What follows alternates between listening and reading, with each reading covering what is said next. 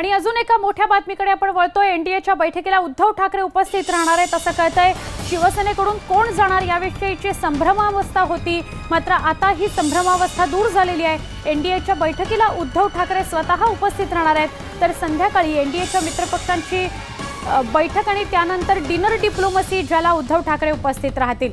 एनडीएच्या आज संध्याकाळी होणाऱ्या बैठकीला उद्धव ठाकरे उपस्थित राहतील अशी माहिती मिळते आणि त्यानंतर जे स्नेहभोजन आहे त्यालाही उद्धव ठाकरे उपस्थित राहणार आहेत। आमचे प्रतिनिधी उदय जाधव यांच्याकडून आपण अधिक माहिती घेऊया। उदय, आत्तापर्यंत जी संभ्रमावस्था होती ती मात्र दूर झाली। आता उद्धव ठाकरे जात आहेत दिल्लीला, एनडीएच्या बैठकीला सुद्धा, जेवणाला सुद्धा ते उपस्थित राहणार आहेत। सुवर्ण, अगदी बरोबर आहे। आपल्याला जसं माहिती मिळाली महत्वाची बैठक आज संध्याकाळी होणार आहे। या बैठकीला आपण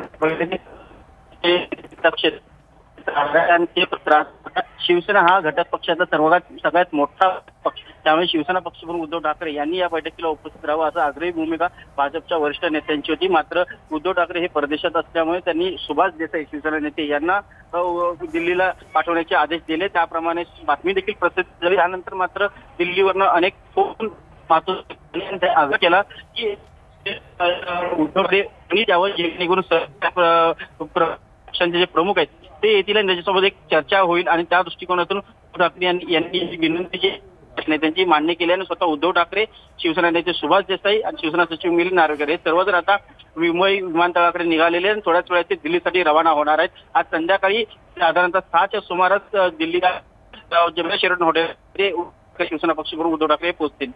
नक्की, धन्यवाद उदय, आपण ही माहिती दिल्याबद्दल। एनडीएची बैठक आहे दिल्लीत आणि त्यानंतर स्नेहभोजन सुद्धा आयोजित करण्यात आलेलं आहे।